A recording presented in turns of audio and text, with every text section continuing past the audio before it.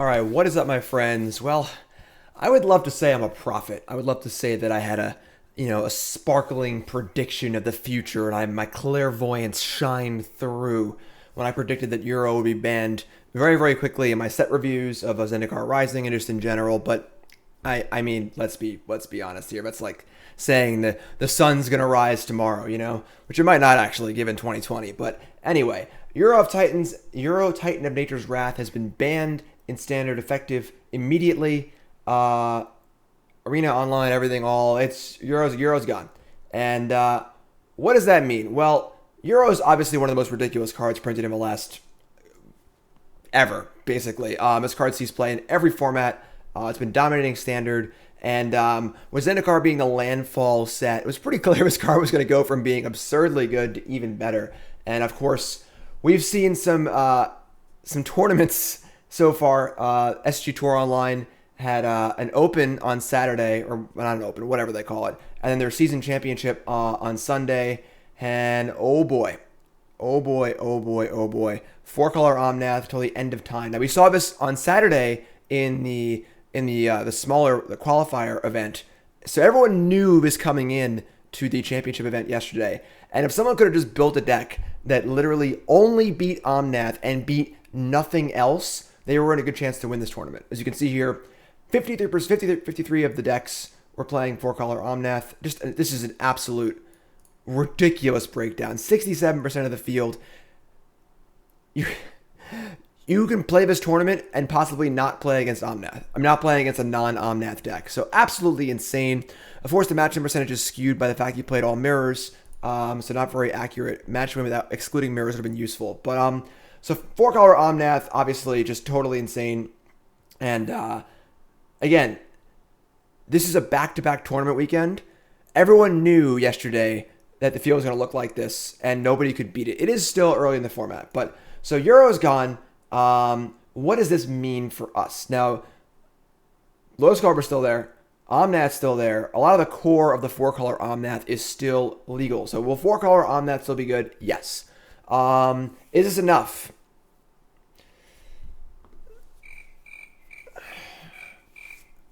Probably not. But the reality is that the problem is endemic. The problem is not necessarily one card. The problem isn't just Omnath, Locus of Creation. It's not just Euro Titan Nature's Wrath. The problem is Standard's been kind of busted for like a year or two now. And they just keep printing cards that are like pretty over the edge. They keep pushing ramp and life gain while not pushing aggro, not giving other decks the tools to compete. And there's been a lot of good articles written about this. The idea of it. Euro is a Muldrifter and a Baneslayer and a Bloodghast, in that it never dies, it gains you life, it draws you cards, it's a huge threat. Usually things need to be either a good threat you can deal with, or card advantage like Muldrifter, or recursive like Bloodghast, but it can't block or do anything else, So the fact that these cards can do everything is the real problem here. Omnath, same thing. It gains life, it draws cards, it makes mana. No recursion on this one, but definitely a huge issue. So this endemic problem isn't really going away. So I do think Euro leaving the format will have a pretty positive effect on things overall. The big thing about Euro is, and it's funny because Dylan Donegan just won a Magic Online tournament yesterday playing 4-color Omnath. But Dylan was playing only 1 Euro.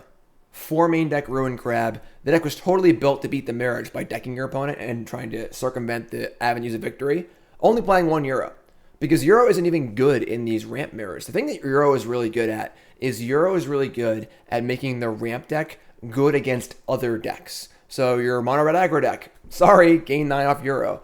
And then your control deck, counter Euro, play it again, kill it, play it again. So what Euro is really good at is offering a level of resilience and just never-ending power to these ramp decks, where normally an aggro deck would be good against ramp. You kill them before they set up. Or a control deck could be good against ramp. You counter their spells 1 for 1. You don't counter the ramp spells and you beat them. So historically, ramp has been weak to hard control and weak to aggro, usually beating up on the mid-range decks. But Euro allows them to do basically everything. So without Euro, they lose a pretty significant amount of their ability to grind.